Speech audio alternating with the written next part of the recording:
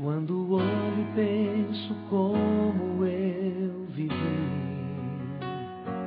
me espanto com o preço que escolhi. Me afastei do que importava,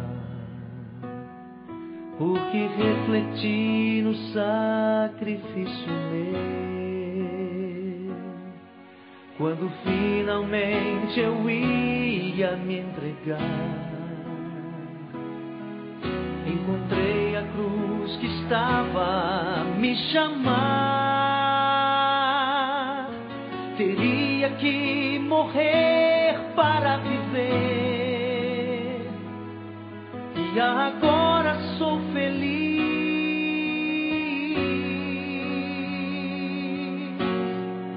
Crucificado estou com Cristo, já não vivo eu, mas Jesus Cristo vive em mim.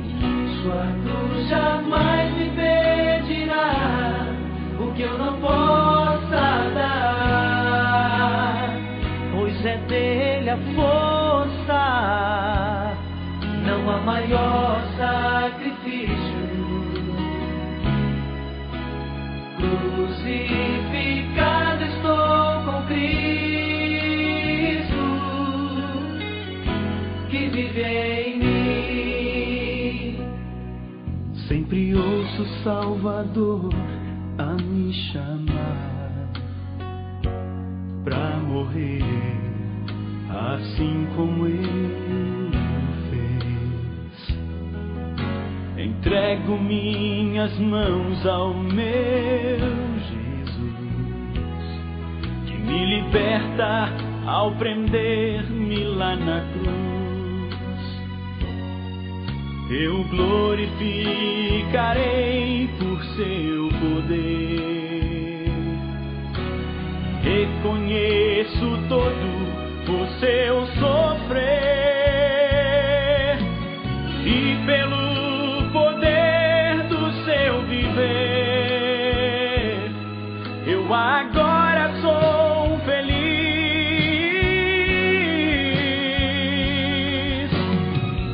Crucificado estou com Cristo, já não vivo eu, mas Jesus Cristo vive em mim. Sua cruz jamais me pedirá possa dar, pois é dele a força, não há maior sacrifício. Crucificado estou com Cristo, que vive em mim. A ti entrego o meu ser, então tua cruz não foi em vão, pois Jesus Cristo vive em mim, e morrer me traz salvação. Crucificado estou com Cristo, já não vivo eu, mas Jesus Cristo vive em mim. Sua cruz jamais me pedirá o que eu não possa dar, pois é dele a força, não há maior sacrifício.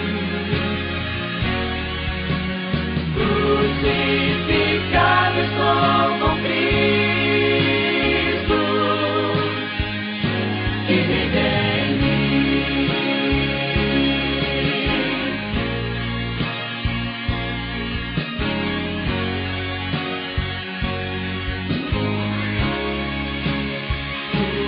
Crucificado estou com Cristo, que vive em mim.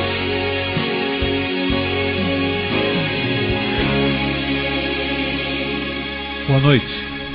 Boa noite a todos. Obrigado por terem vindo. Um rapaz juntou as únicas economias que ele tinha, porque ele tinha um sonho, fazer uma viagem de navio. E ele juntou as economias, conseguiu comprar com muita dificuldade a passagem, e no dia do embarque estava lá ele, sem nenhum dinheiro, tudo que ele havia economizado, ele havia gasto para comprar o bilhete, a passagem de navio. E como sabia que não tinha dinheiro, o que ele fez? Ele fez a mala e encheu de enlatados, lata de sardinha, biscoitos, goiabada, e pensou, bom, eu não vou ter dinheiro para mais nada, então eu vou comer escondido na cabine, mas o importa é que eu vou realizar o meu sonho e vou fazer essa viagem. E no primeiro dia estava lá ele na hora da refeição, dentro da cabine, trancado, abriu uma lata de sardinha, começou a comer torrada com goiabada, e aquele cheirinho da comida do navio entrando por debaixo da porta da cabine, torturando, mas ele pensou, não, mas eu estou realizando o meu sonho, o que importa é que eu estou viajando. No segundo dia, a mesma coisa, comendo torrada com goiabada e aquele cheiro torturante daquela comida gostosa.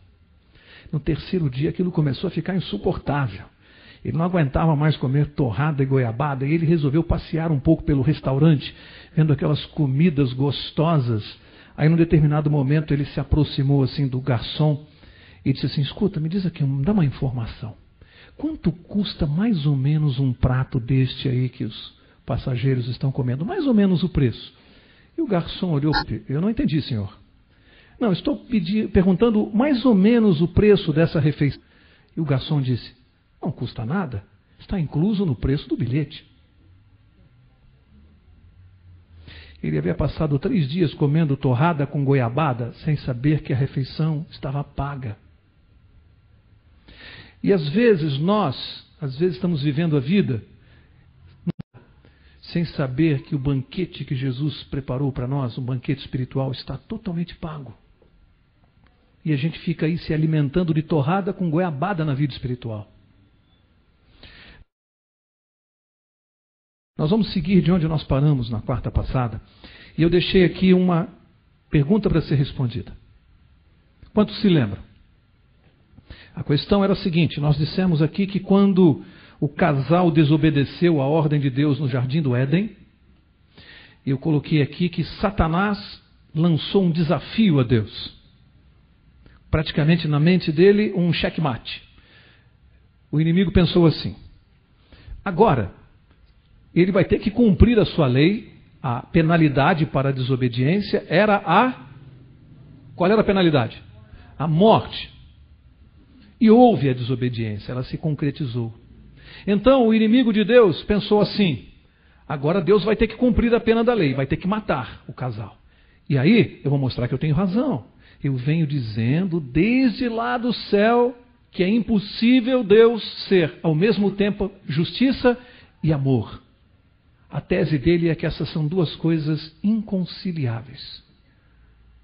Ou Deus é justiça, ou Deus é amor. Satanás diz, não dá para conciliar essas duas coisas. Então agora, ele vai ter que cumprir a sua justiça e vai ter que matar o casal. E então eu vou dizer, cadê esse amor? Onde está o amor que ele prega? Mas, se por um acaso ele resolver perdoar, então não deveria nem ter feito a lei. Se era para fazer e abolir, não deveria ter feito. Se ele resolver perdoar, então eu também quero ser perdoado. Checkmate. Ele pensou, Deus não tem saída. De qualquer maneira eu provo que eu saí vencedor dessa parada. E eu disse aqui na aula passada. E agora? Como é que Deus sai deste argumento? Abra sua Bíblia em Apocalipse capítulo 13. Apocalipse 13. E vamos ver como é que Deus saiu desta situação. Apocalipse 13, eu vou ler o verso 8.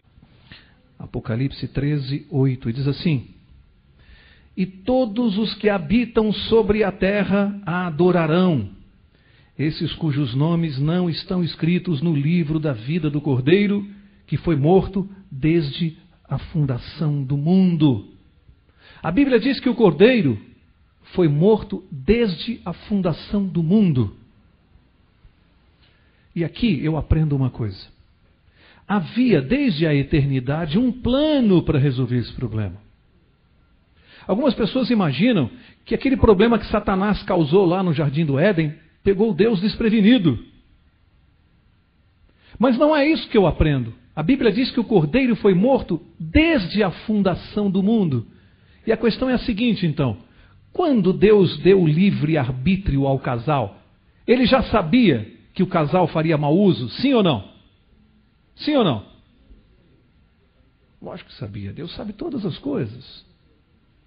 Mas a Bíblia diz que Deus já tinha um plano para resolver isso. Um plano, ele não foi pego desprevenido. Havia já um plano na eternidade se o casal resolvesse fazer mau uso do livre-arbítrio. Então, primeira lição que eu aprendo aqui. As coisas não aconteceram de uma hora para outra. Deus está e sempre esteve no comando. Sempre. Conduzindo todas as coisas. E ele tinha um plano desde lá a eternidade, que se houvesse a desobediência, se os nossos representantes falhassem, ele já sabia como resolver isso.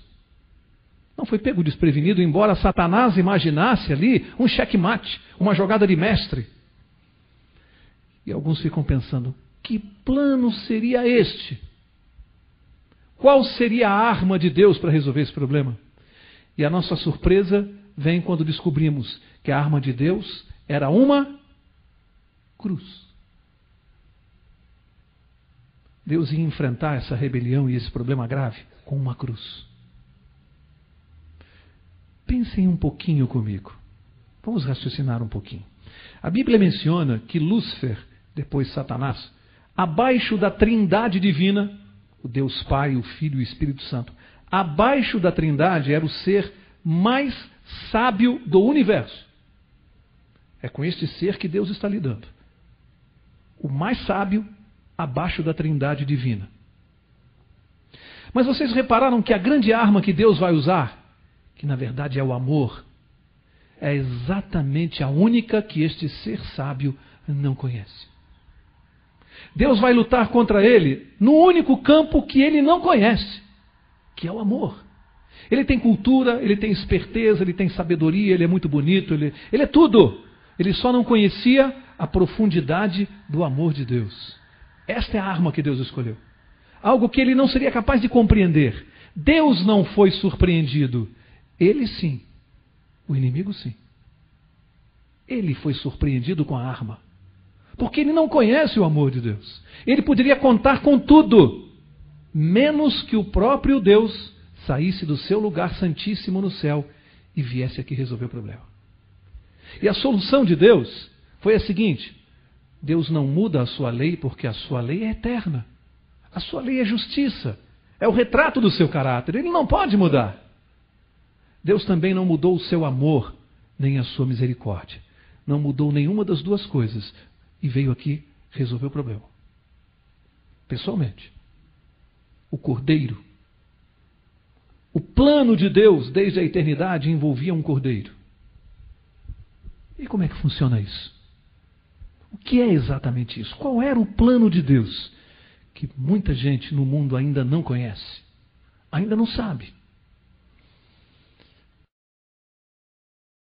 Abre lá, 1 João, capítulo 3. Primeiro vamos ver aqui a missão de Jesus.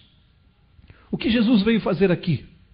1 João, capítulo 3, eu vou ler o verso 8. 1 João 3, 8. Ele diz assim: quem comete pecado é do diabo, porque o diabo peca desde o princípio. Para isto, o Filho de Deus se manifestou, para destruir, em algumas traduções, desfazer as obras do diabo. Primeira coisa. Para que Jesus Cristo veio a esse mundo? A Bíblia disse aqui, a primeira missão dele: desfazer as obras do diabo. Primeira coisa que ele veio fazer aqui: desfazer as obras do diabo. Que obras são essas? O que Jesus veio reverter, desfazer? Vamos ver juntos? Vamos lá no Velho Testamento, livro de Isaías. Isaías, lá no Velho Testamento, no capítulo 59. Isaías 59 e diz o seguinte, verso 2. Isaías 59, 2. Diz assim: mas as vossas iniquidades fazem separação entre vós e o vosso Deus. Pode parar aqui. O pecado, as iniquidades fazem separação entre nós e Deus. Entender isso é muito importante. No momento que o pecado entrou na nossa natureza, houve uma separação entre o homem e Deus. Por isso o homem não pode mais ver a Deus. Há uma separação, há um abismo entre nós e Deus. Esta monstruosidade, essa separação, esse abismo foi provocado pelo pecado. E acontece que Jesus veio aqui desfazer isso. Ele veio remover essa separação, retirar. Ele veio nos unir de novo a Deus. Ele veio restabelecer um relacionamento que foi rompido. Algo de muito grave. Perder o relacionamento com Deus, ficar separado de Deus, é aquilo que de mais terrível pode acontecer a um ser humano. E Jesus veio com uma missão que só Ele poderia fazer isso, porque Ele é Deus. Só Deus poderia restabelecer esse contato. Somente Deus, mais ninguém. Vamos ver Efésios capítulo 2. Efésios 2. Vamos ver aqui.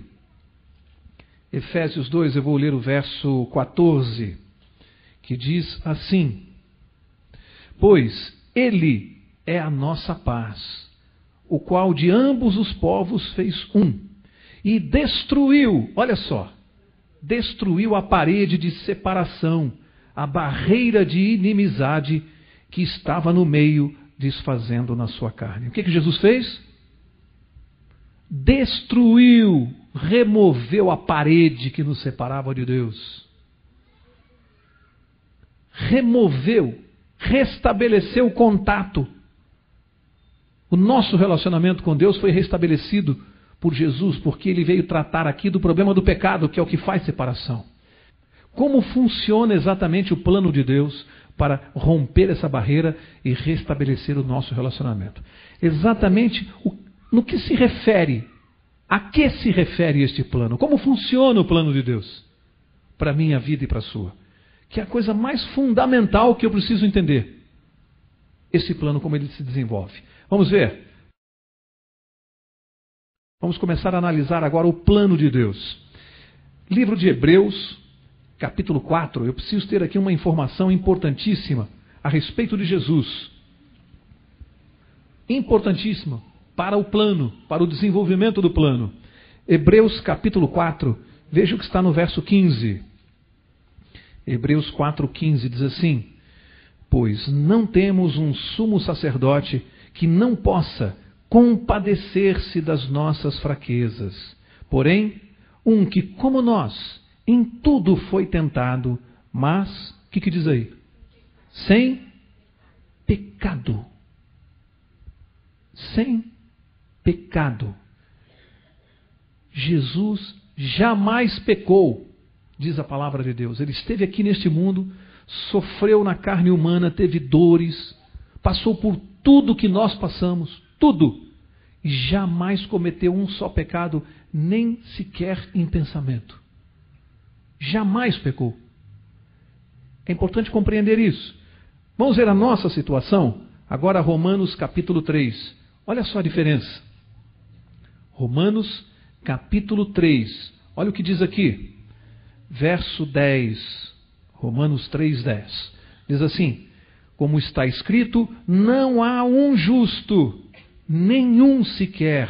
Olha o verso 23. Pois, o que diz aí? Quantos pecaram? Todos pecaram e destituídos estão da glória de Deus. Olha só o que aconteceu. Lá no Jardim do Éden, quando Eva, nos representando, desobedeceu a Deus, nós aprendemos que o pecado entrou na natureza humana. Por intermédio de Eva, o pecado entrou na natureza humana. Significa que toda a sua descendência, toda a descendência de Eva e Adão, nasce com essa natureza do pecado. É como um vírus que já vem no sangue, chamado pecado. E a Bíblia diz, todos pecaram. Todos. Por quê? Porque não existe jeito de não pecar, porque eu nasço com essa natureza. Uma criança, um bebê de colo, basta ele começar a andar e a falar e ele vai pecar. Não tem como, há uma inclinação para o pecado. O ser humano peca porque ele tem isso na natureza. Olha a nossa situação. Nenhum escapa da morte, porque Deus diz que o salário do pecado é a morte.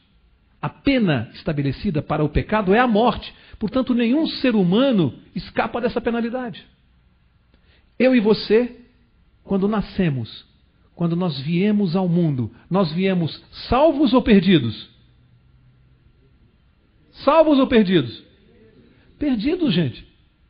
Eu já nasci perdido. Porque eu venho com a condenação junto comigo. Basta eu começar a falar, a pensar e a andar que eu vou pecar. Eu estou perdido. E é preciso eu entender isso, que eu no mundo, eu não preciso fazer nada para me perder. Eu estou perdido. Já nasci perdido. E aí é que surge uma questão séria. Muito séria. Se alguém aqui não disse, deve estar pensando, peraí, Mauro, mas eu não vejo justiça nisso. E eu poderia dizer, se eu estivesse no lugar de Eva, ou se eu estivesse no lugar de Adão, eu não teria desobedecido a Deus. Posso dizer isso ou não posso? Se eu estivesse no lugar dela, eu não teria desobedecido. Então eu digo para Deus assim, o Senhor está sendo injusto comigo, porque eu estou herdando uma penalidade que eu não mereço, porque eu não tenho escolha. Eu estou nascendo perdido, eu já venho com o pecado na natureza, então eu não tenho escolha. Onde está meu livre-arbítrio? Não é uma boa questão? Eu não tenho escolha. Eu já venho ao mundo com o pecado na natureza. Eu já nasço perdido. Não é justo. Eu deveria ter tido a oportunidade de estar no lugar de Eva, porque eu teria tomado outra decisão. E essa é uma interrogação que fica quanto à justiça de Deus. E Ele precisa resolver isso. Porque hoje aqui posso dizer, Senhor Deus, o Senhor é injusto, porque eu não tive oportunidade, eu estou perdido. Deus já sabia disso? Sim ou não? Será que no plano de Deus Ele não contava com isso? Sim ou não? Deus sabe do que ele seria acusado, quais seriam os nossos questionamentos, porque o ser humano ele se considera muito esperto. Ele acha que ele pensa em coisas que Deus não pensou. O ser humano acha assim que ele é uma esperteza e que Deus não tinha previsão para essas coisas. Deus já sabia desse problema? Como é que ele vai resolver isso? Olha quantos questionamentos levantados. O checkmate de Satanás e hoje o questionamento aqui do Mauro. Senhor, o Senhor está sendo injusto comigo. Eu não estive no lugar de Eva para decidir. Só que eu acabei herdando a consequência da decisão que ela tomou, não eu. A Bíblia diz que ele tinha um plano. Como é que funciona esse plano então? Lembram-se? Todos pecaram, exceto Jesus. Vamos ver como funciona o plano? Você está em Romanos 3, vira uma página, Romanos 5. Agora a Bíblia vai revelar o plano. Romanos 5, olha o plano aqui, verso 12, olha o que diz aqui. Pelo que, como por um homem entrou o pecado no mundo, e pelo pecado a morte, assim também a morte passou a todos os homens, porque todos pecaram. Vocês entenderam? Entenderam? Aqui diz assim, como por um só homem, quem é esse homem? Adão. Por um só homem o pecado entrou no mundo. E pelo pecado, o que mais que entrou? A morte. Você conhece algum ser humano que pisou nesta terra que não morreu? Você conhece alguém? Quando Deus diz uma coisa, é para valer ou é de brincadeira? Deus disse que o pecado gera morte. Eu não conheço um ser humano que tenha escapado dessa penalidade. Todos morrem. Todos, ninguém escapa. Por quê? Porque Deus disse. E o homem não pode mudar o que Deus diz. A ciência está lutando aí para tentar descobrir um jeito do homem viver eternamente, mas não consegue. Deus disse. Mas a Bíblia diz assim, como por uma só desobediência, a desobediência de uma só pessoa, o pecado entrou e depois do pecado a morte. E a morte atingiu a todos os homens, porque todos pecaram. Olha a nossa situação aqui. Eu estou provando que o que eu descrevi aqui está na Bíblia. Agora vamos ler atentamente o verso 18. Romanos 5, verso 18. Diz assim: pois, assim como por uma só ofensa veio o juízo sobre todos os homens para condenação, assim também, por um só ato de justiça, veio a graça sobre todos os homens para justificação e vida. Preste bem atenção agora. Isto aqui é fundamental. Se você esquecer tudo que você aprendeu até agora neste curso, por favor, não se esqueça o que você vai ouvir agora, porque você vai conhecer o plano de Deus. Por um só homem, por uma decisão errada, toda a humanidade herdou a consequência. Então Deus toma uma decisão. Ele mesmo vem a este mundo, em carne humana, na natureza humana, como homem, vive nesta terra, e a Bíblia diz que ele não cometeu um só pecado. Mas acontece que Satanás o levou à cruz, o pendurou e o matou na cruz. Eu pergunto, se ele não tinha nenhum pecado, a pena de morte se aplicava a ele? Era para ele a pena de morte? Mas ele pagou uma penalidade que não era dele. Se não era dele, de quem era? Nossa! Não, faz assim com o dedo. Minha. Ele pagou por mim. Faz assim com o seu dedo. Ele morreu pagando a pena que é minha. Aí, quando Satanás compreendeu isto aqui, ele foi lá tentar falar com Deus e disse assim: Senhor, peraí, mas isso não é justo. Como assim? Quer dizer que ele morre na cruz e a humanidade está salva? E Deus disse assim: peraí um pouquinho. Pelo erro de um só, todos pagaram. Pela decisão correta de um só homem que não pecou, todos podem se beneficiar dela. O que há de injusto nisso? Sabe o que Deus está fazendo? Está dizendo assim: Mauro, veja bem, você não está reclamando que se você estivesse no lugar de Adão, você teria agido diferente? Pois eu vou te dar uma nova oportunidade. Jesus morreu na cruz e pagou a penalidade da morte. Agora a decisão está com você. Você escolhe Jesus ou Satanás. E a sua escolha é que daqui para frente é o que vai valer. Agora o que você escolher é como se você estivesse no lugar de Eva lá no Jardim do Éden. Agora a escolha é sua. Estou devolvendo para você a escolha. A pena foi paga. Você está liberto da pena. A questão é vida eterna ou morte eterna. Morrer, eu vou morrer aqui. Vou chegar aos 50, 60, 70, um dia eu vou morrer. Mas a conversa aqui não é de morte aqui agora, não. Deus está falando de vida eterna. Ou você morre para sempre, ou você depois de morto vai ressuscitar e vai viver para sempre. Deus vai te devolver a vida. Mas você tem que fazer uma escolha muito séria. Porque o que aconteceu, o plano de Deus, era um plano de substituição. A penalidade que recaiu sobre a humanidade através da má decisão, da má escolha de Eva, esta penalidade que recaiu sobre a humanidade foi paga por Jesus na cruz. Ele pagou. A pena não era para ele pagou a pena de uma outra pessoa. Ele não pagou a pena dele. Ele já pagou na cruz. Só que ele era Deus, era o único que podia fazer isso. Ele era e é. O único que poderia. Porque alguém poderia pensar: peraí, Mauro, mas como assim pagar pelo outro? Então você morre e você pode pagar pela sua mãe, pela sua irmã? Não, porque há um pequeno detalhe. Eu tenho pecado. Eu estou pagando por mim mesmo. Só pode pagar por mim quem jamais pecou. Se você encontrar outro nome no universo, outro nome sem ser o de Jesus Cristo, que esteja nessa condição, por favor, me informe. Se há alguém que possa pagar por você e por mim sem ser Jesus Cristo, a não ser aquele que não tinha pecado. Você compreende isso? Só ele podia pagar, mais ninguém. Porque ele não tinha pecado. Todos os que têm pecado não podem pagar pelo outro. Não estamos em situação de pagar. Vou te dar um segundo motivo para mostrar que só Jesus podia fazer isso. Ele é o autor da lei. Ele fez a lei, ele criou a penalidade, ele é amor, ele vem e paga a pena da lei, porque ele não pode mudar a lei. Isso é a maior prova para o mundo hoje, para o mundo cristão que diz que a lei de Deus foi mudada, que Jesus revogou a lei de Deus na cruz, que ele acabou com os 10 mandamentos quando ele morreu. Que absurdo, gente! Pois Jesus morreu porque a penalidade da lei tinha que ser cumprida. E ele pagou a pena da lei, dando a maior prova de que a lei está em vigor. Se a lei pudesse ser abolida, Jesus não precisaria ter morrido na cruz. Ele mudava a lei. Que absurdo o mundo cristão prega. Se a lei pudesse ser abolida, Jesus não precisava ter morrido na cruz.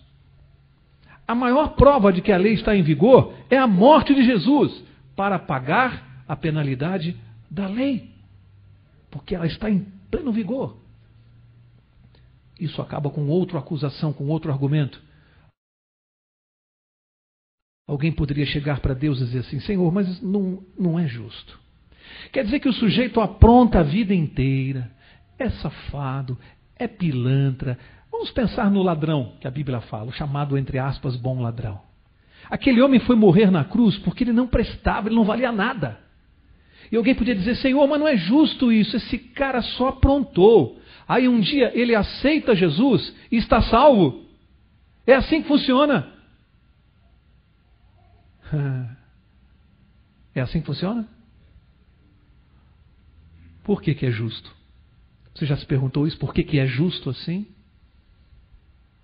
Porque ele veio ao mundo com uma natureza estranha contra a qual ele não pode lutar. Porque para Deus não faz diferença se alguém está pagando por 50 pecados e se alguém tem só 3. Para Deus não faz diferença. Pecado é pecado e gera morte. Então, quando Jesus morre na cruz, sabe qual é a resposta que Deus dá? Fala assim: o que você está querendo dizer para mim? Você está querendo dizer que o sujeito que aceitou Jesus está salvo e ficou barato para ele? A vida do meu filho é barato? Custou barato isto? Custou barato? Não custou não. Custou o valor mais caro que o universo não pode pagar: a vida de Jesus Cristo. Então não diga assim: que ele fez um monte, aceitou Jesus, está salvo. O preço para que ele se salve é muito caro. Porque é a vida de Jesus Cristo. É muito caro. Então que absurdo dizer-se assim: aprontou, aceitou Jesus e vai se salvar. Mas a regra da salvação é essa mesmo, meu amigo e meu irmão. Você precisa compreender isso. Não há outro meio de salvação e de se obter a vida eterna a não ser através do plano de Deus, que é sábio, que é correto. Nós não temos a menor condição de discutir com Deus. Você está percebendo? A culpa pelo pecado, ela não foi apagada. Deus não passou a mão na cabeça do pecador e disse assim: não, tá bom, então você... Não, a culpa não foi apagada, ela foi transferida. É outra coisa. Onde você está vendo apagar a culpa? Onde você está vendo Deus dizer assim: não, deixa para lá, não, vamos isentá-lo? Não. A culpa passou de uma pessoa para outra. A culpa foi transferida para Jesus. Deus não inocentou o culpado, não. Deus não passou a mão na cabeça do pecador. Deus não esqueceu o pecado, não. Deus não disse assim: não, tudo bem, isso aí eu tinha falado isso, mas eu estava brincando. Não, senhor. A culpa foi transferida para Jesus. Isso é muito grave. Porque alguém tem que pagar. O pecado, ele gera morte. E a pena tem que ser paga. E Deus cobrou a pena da lei. Só que ele próprio, na pessoa do seu filho, é que pagou. E pagou um preço caríssimo. E aí, existe uma outra coisa que eu não posso deixar de ver. Jeremias, capítulo 23. Todas as vezes que eu me refiro a esse verso, Jeremias 23, eu sempre digo que, como advogado, isso aqui para mim foi algo que, quando eu estudei, me deixou tremendamente confuso, porque vai contra tudo aquilo que a gente aprende. Eu, como advogado, estudei direito e, de repente, chego na palavra de Deus e descubro o que está aqui. Jeremias 23, verso 6. Diz assim: nos seus dias Judá será salvo, e Israel habitará seguro. Este será o seu nome com que o nomearão. Preste atenção. O Senhor, o que diz aí? Nossa justiça. Por que eu digo que este verso aqui, como se tirasse o chão assim de um advogado. Porque na faculdade de Direito eu aprendo que a justiça é um bem a ser alcançado. É isso que se aprende na faculdade. A justiça é um bem a ser alcançado, a ser atingido. É um valor supremo da sociedade. Justiça. Vem a palavra de Deus e diz assim: mais do que isso, Mauro, muito mais. Justiça, a de Deus, não é um bem, não é algo, é alguém, é uma pessoa. A justiça de Deus é uma pessoa. Para eu me salvar, eu não tenho que fazer coisas boas que me deem merecimento à salvação. Para eu me salvar, eu tenho que conhecer a pessoa justiça, que é a pessoa de Jesus. A pessoa justiça. Muda completamente o conceito. Porque a salvação deixa de ser pelas obras e passa a ser pela fé nesta pessoa. Eu sempre dou um exemplo jurídico. Talvez pela minha profissão os exemplos jurídicos sejam mais fáceis. Imagine que uma pessoa me deve dinheiro, R$1 milhão. E ele não tem condições de me pagar. Não tem. Prestei dinheiro e ele não tem como me pagar. Imagine que ele tem um irmão muito rico. E esse irmão vem ao meu escritório e diz assim: Mauro, quanto é que o meu irmão lá está te devendo? Eu digo: ele me deve R$1 milhão. E ele disse assim: tá bom, então eu vou pagar a dívida dele. Abre o talão de cheque, faz o cheque de R$1 milhão, me pede o recibo e eu dou o recibo. E ele sai do meu escritório com o recibo e me deixa o cheque de R$1 milhão. Eu pergunto: a dívida está paga, sim ou não? Sim ou não? Estou vendo gente na dúvida. Ele me deu o cheque, eu dei o recibo. A dívida está paga? Sim ou não? Estou vendo as pessoas divididas. Mas não é vocês que estão errados, não. É que é preciso estudar direito para entender isso. E vocês não são advogados, não são obrigados a entender isso. Vou explicar juridicamente. A dívida não está paga. Vou explicar por quê. Vou dar um exemplo para vocês entenderem. Imagine que no dia seguinte, aquela pessoa que me deve vem ao meu escritório e diz assim: Mauro, eu soube que o meu irmão esteve aqui ontem no seu escritório para pagar a minha dívida. Só que eu não me dou com o meu irmão e eu não quero nada dele, eu não aceito nada dele. Você pode devolver o dinheiro dele. Eu vou te pagar, nem que eu trabalhe até o último dia da minha vida, mas eu vou pagar cada centavo para você. Eu não aceito que o meu irmão pague nada no meu lugar. Você devolva. Eu não aceito. Eu pergunto: ele, para comigo, ele continua meu devedor ou não? Sim ou não? Qual a razão? É um termo jurídico aqui. Falta que ele aceite. Para uma dívida estar paga, é preciso o aceite do devedor. Porque se o devedor não dá a sua concordância, ele continua devendo, porque ele não aceita que alguém pague por ele. Ele continua devedor. Juridicamente, é preciso que ele aceite que a dívida foi paga no lugar dele. Você poderia dizer: mas quem que não vai aceitar? Eu dei um exemplo de alguém que poderia não aceitar. Não quero nada daquela pessoa. Eu não aceito. O que falta então para que a dívida esteja paga? Que ele aceite. Eu pergunto: Jesus morreu na cruz. Ele pagou a minha dívida? Sim ou não? Sim ou não? O que falta? Que eu aceite. Senão ele pagou por todos, menos por mim. Ele paga por todos, menos por mim, porque eu não aceito. Ele proporcionou salvação a toda a humanidade. Ele proporcionou. Só que a salvação depende da aceitação individual de cada pessoa. É preciso que o pecador aceite essa transferência de culpa. A culpa sai do Mauro e vai para Jesus. Eu preciso aceitar. Se eu disser: eu não aceito que Jesus morreu no meu lugar, a culpa permanece comigo e eu perdi a minha salvação. Alguém pode estar pensando: mas Mauro, quem não aceitaria? Quem? Quem não aceitaria? O mundo aí fora não aceita. O mundo aí fora sabe disso que nós estamos conversando aqui? As pessoas que estão aí fora, nas televisões, nas novelas, nos teatros, sabem disso? Sabe no que elas creem, em sua maioria? Elas creem que elas vão voltar aqui numa suposta outra vida que não existe, para pagar um karma, para elas irem evoluindo espiritualmente, para elas pagarem o que fizeram de errado. E o que Jesus pagou na cruz por elas? Nada. Elas vão voltar numa suposta outra vida para pagar. Em outras palavras, estão dizendo para Jesus: o Senhor pode ter pago Por quem o Senhor quer. Por mim não, porque eu vou cumprir meu karma e eu venho aqui de novo. Sutileza do Espiritismo. Simplesmente retira de você a salvação só porque você não aceita. Satanás não precisa de mais nada, só precisa que você creia no Espiritismo. Para que você perca a sua salvação. Porque você está dizendo para Jesus, eu não aceito que o Senhor morreu no meu lugar. Eu vou voltar aqui numa outra vida para pagar. Já pensou nisso alguma vez? Sutileza do Espiritismo? Simplesmente retira a salvação de uma pessoa. Porque falta um requisito fundamental. Por isso eu disse aqui, alguém olhou para mim e falou, mas Mauro, quem não vai aceitar? Dei um exemplo ou não dei? Dei um exemplo de alguém que não aceita. Porque acha que vem aqui pagar. Perdeu a salvação simplesmente. Em termos. Porque a Bíblia diz que Deus perdoa o tempo da ignorância.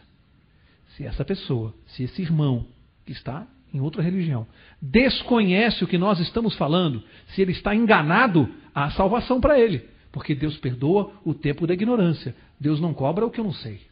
Agora, se a verdade chegou a esta pessoa, e essa pessoa não aceitou e quer continuar onde está, aí o problema é dela. Aí o problema passa a ser dela. Porque teve contato com a verdade e não aceitou. Ela prefere ficar com as suas convicções pessoais. Fez uma escolha. Deus deu uma nova oportunidade. Está ela no lugar de Eva. E ela fez a sua escolha. Esse é o problema. Sabe? Qual é a minha parte então na salvação? Se Jesus foi para a cruz, morreu no meu lugar, qual é a minha parte? Eu já falei aqui. Aceitar. O que diz lá João 3,16? Nós não precisamos nem abrir a Bíblia para ler esse verso, né? Tem que estar aqui na nossa mente. Porque Deus amou o mundo de tal maneira que deu o seu Filho unigênito, para que todo aquele que nele crê, não morra, não pereça, mas tenha a vida eterna. O que eu preciso fazer para ter a vida eterna? Crer em Jesus. Em outras palavras, aceitá-lo como meu Salvador. Essa é a minha parte. Tão simples. E por que o mundo não faz isso? Não é simples demais? O sujeito estava condenado à morte num estado americano que tinha pena de morte. Estava na cadeia esperando o dia da execução. Só que chegou numa data especial e o presidente da República nos Estados Unidos, ele tem o poder de perdoar um criminoso condenado à morte. Sabiam disso? Em alguns estados, o presidente da República pode tirar a penalidade. E naquele dia ele escolheu um prisioneiro, exatamente aquele. Foi visitá-lo na cadeia levando a carta. Ao chegar lá, no início, na entrada do presídio, os amigos viram o presidente, correram na cela dele e disseram assim: o presidente está aí, rapaz. Ele veio trazer para você o perdão. Você não vai ser mais morto. E ele disse: o quê? Presidente? Vai com outra, rapaz. Você acha que eu vou acreditar nessa história aí? Estou falando sério, rapaz. O presidente está aí e fala: vai mentir para outro, tem mais o que fazer, rapaz. Você acha que eu vou acreditar nessa sua historinha? Que presidente nada, eu não acredito em nada disso. Mas ele quer falar com você. Mas então diga a ele que eu não vou receber o presidente. O prisioneiro foi lá e falou: presidente, olha, ele é muito revoltado, ele disse que está achando que é brincadeira e disse que o senhor pode ir embora, que ele não vai recebê-lo. O presidente dobrou a carta, botou no bolso e falou: bom, vou escolher um outro. Foi embora. No dia da execução estava lá ele e ele ficou sabendo que era verdade. Na hora de morrer. E quando soube que era verdade, ele fez só um pedido: que gravassem uma mensagem dele ao mundo. E as câmeras nele, as luzes das televisões, ele disse: por favor, digam ao mundo e aos meus companheiros de prisão que eu não estou morrendo pelos crimes que eu cometi. Simplesmente eu morro neste dia porque eu não aceitei o perdão do presidente. Todos nós teremos a oportunidade de dizer: diga ao mundo que eu não estou perdendo a vida eterna por todos os pecados que eu cometi na vida, por todas as coisas erradas que eu fiz. Não, eu não vou perder a minha vida eterna por isso. Eu vou perder a minha vida eterna porque eu não aceitei o perdão de Deus. Eu não aceitei que Jesus morrendo no meu lugar para me perdoar. E eu posso perder a vida eterna por isso. Porque eu não aceitei, a minha dívida estava paga. E eu não aceitei. E eu perco a eternidade por isso. Quero encerrar. Uma pergunta para encerrar. E onde entram as obras? Alguém pode dizer assim, peraí, Mauro, mas... Ok, eu aceito Jesus esta noite aqui no auditório. Aceito como meu Salvador. E aí, tudo bem? Quer dizer então que eu continuo aprontando, vivendo, fazendo o que eu quiser, porque eu já aceitei Jesus como Salvador? É assim que funciona? Gálatas capítulo 2. Gálatas capítulo 2, vamos ver como funciona. Gálatas 2, verso 20, um dos versos que eu mais gosto na Bíblia, dentre tantos. Gálatas 2, 20 diz assim: Estou crucificado com Cristo, e já não vivo, mas Cristo vive em mim. Pode parar aqui. Estou crucificado com Cristo, e já não vivo eu, Cristo vive em mim. Quando eu aceito Jesus como meu Salvador, acontece um milagre que nós não podemos explicar. Cristo se instala em mim, na minha vida, e a Bíblia diz que já não sou eu quem vive, mas Ele vive em mim. Aí eu pergunto, dá para continuar fazendo besteira na vida quando Jesus começa a viver em mim, no meu coração? Será que dá para eu dizer assim, não, eu aceitei Jesus como meu Salvador. Aí as pessoas continuam me vendo bebendo, fumando, me drogando, continuo com amantes, vivendo uma vida de promiscuidade. Eu aceitei Jesus como meu Salvador? Aceitei nada, aceitei da boca para fora. No meu coração eu não aceitei. Porque o dia que eu aceitar Jesus de verdade, a Bíblia me diz que Ele entra e começa a viver em mim. Eu posso não mudar no dia seguinte. Eu posso demorar alguns anos para mudar. A Bíblia chama isso de processo de santificação. Mas eu vou mudar um pouco a cada dia. Isso você pode ter certeza. Mas você não tem a dúvida. Eu vou mudar um pouco a cada dia. Isso é uma obra, a santificação pode demorar uma vida. Mas é um processo. Porque quem aceita Jesus de verdade entra no processo de santificação. Está justificado por Jesus. Quanto tempo demora a justificação? Para eu ser salvo. Quanto tempo? Segundos. Eu posso obter a minha salvação agora aqui, numa fração de segundos. Eu fecho os meus olhos e digo a Jesus, eu o aceito como meu Salvador pessoal. Vamos fazer isso? Feche os seus olhos e diga, Senhor Jesus, eu o aceito como meu Salvador pessoal. Pronto. Nesta fração de segundos, todos aqueles que disseram isto aqui, de sinceridade de coração, neste exato momento, estão absolutamente salvos. Eu falo isso com a autoridade que está na palavra de Deus. Neste minuto, todas as pessoas que estão nessa sala estão salvas. Para me manter salvo, eu entro no processo de santificação. Agora eu preciso me manter salvo. Eu preciso continuar andando com Jesus. Eu estou salvo, preciso me manter. É simples assim. Não tem complicação. Todos nós estamos salvos. Você não está se sentindo mais leve? Ao saber que você está salvo aqui. O que importa o que está acontecendo aí fora no mundo? Não importa, você está salvo. Deus tem algo muito melhor para nós na eternidade.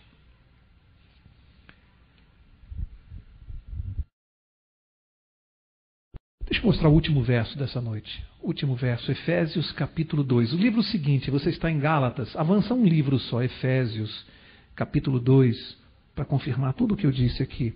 Efésios 2, verso 8. Último verso da noite. Efésios 2, 8 diz assim: Pois é pela graça que sois salvos, por meio da fé.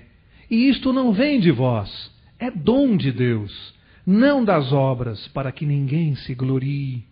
Pois somos feituras sua, criados em Cristo Jesus, para as boas obras, as quais Deus preparou para que andássemos nelas. Olha só, a Bíblia diz que a salvação é um dom de Deus, é de graça. Não é pelas obras, disse aqui com todas as letras. Nada que eu faça vai me dar merecimento à vida eterna. Nada. Eu não posso comprar a vida eterna com obras. Nada. É de graça, é um presente de Deus. Você não compra a vida eterna. Agora disse assim, que depois de salvo, eu sou salvo para as obras boas, não pelas obras boas. Você entendeu? Não são as obras boas que me dão salvação, que me garantem a salvação, não. É a fé em Jesus. Agora diz que uma vez salvo por Jesus, eu sou salvo para praticar obras boas. Aqui entram os mandamentos, a lei de Deus, que nós vamos chegar lá nesse curso. Nós vamos chegar lá. Quer dizer que uma vez salvo eu não preciso mais guardar a lei de Deus, posso fazer o que eu quiser? Não. A Bíblia diz que uma vez salvo, eu sou salvo para as boas obras. Resumindo, as obras servem para me salvar? Mas servem para me manter salvo? Sim ou não? Elas não servem para me salvar, mas elas servem para me manter salvo. Aí entram as obras. Nós vamos estudar isso aqui melhor. Um homem chamado Chuck Noll, ele foi um presidiário na época do presidente Nixon. E esse homem cumpriu pena, saiu da cadeia e tornou-se um grande missionário. Chuck Noll, é um personagem verdadeiro. E uma vez ele veio aqui ao Brasil e quis visitar um presídio que estava sendo administrado por cristãos em São José dos Campos. História verídica. E esse homem queria conhecer esse presídio exatamente por causa da administração cristã, filosofia cristã.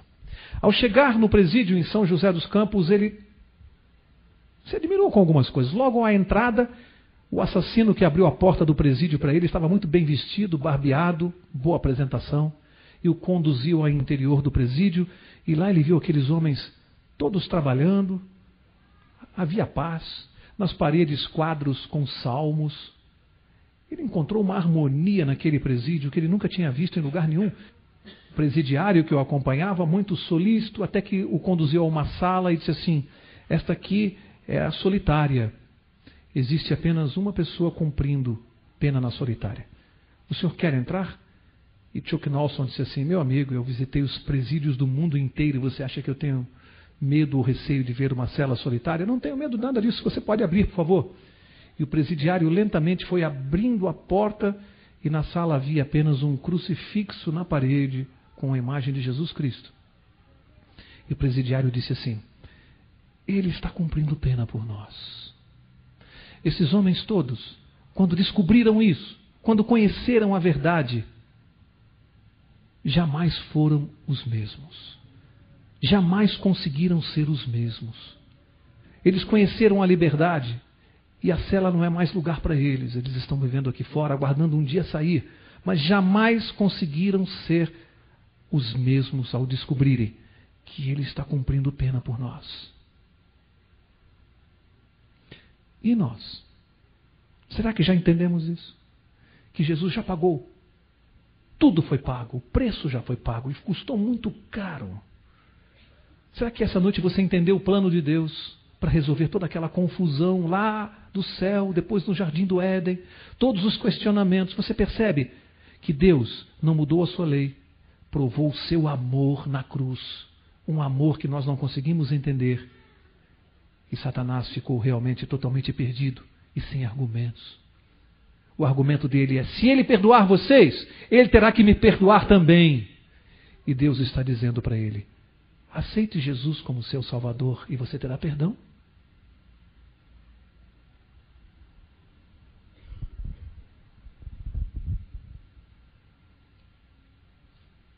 E agora? O que faz Satanás? Aceite Jesus como seu Salvador e você também será perdoado. Há justiça nisso ou não há? Essa é a justiça de Deus, esse é o plano de Deus para cada um de nós. Que Deus te abençoe. Que você, ao sair daqui esta noite, lembre-se, você está salvo por aceitar Jesus, mas você deve se manter salvo. E só tem um jeito de fazer isso: não solta da mão de Jesus. Não desgruda dele um minuto. E certamente você vai estar com ele na eternidade. Que Deus abençoe a cada um de vocês.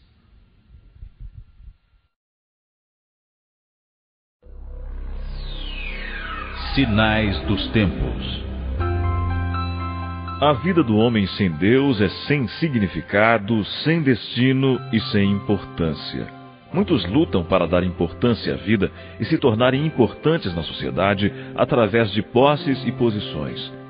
Ignorar a Deus na vida é tentar disfarçar a existência, buscando na vida material a resposta para o vazio do coração. É Deus quem valoriza a vida do ser humano. Você não precisa fazer tanto esforço como faz para manter suas aparências, sendo escravo de seus desejos egoístas. Você não precisa disputar, nem dissimular, para ocupar o espaço que você procura. Deus não dá valor a essas coisas. Deus valoriza você do jeito que você é. Deixe a vida fútil, então, e deixe Deus transformar você.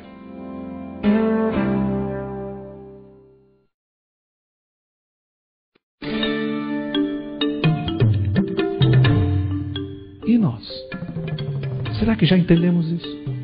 Que Jesus já pagou.